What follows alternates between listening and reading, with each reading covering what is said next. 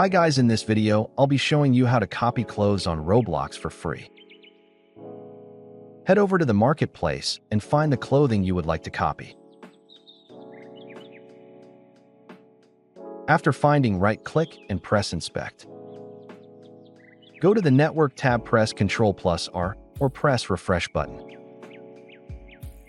After that, scroll up to the top and find the name of the clothing. Right-click, press Copy, and copy as PowerShell.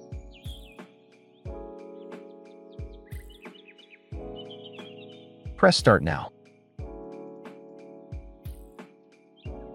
Enter the file and your password/PIN. Press Submit. After it says Success, there will be the clothing template pop up. Hope you enjoy.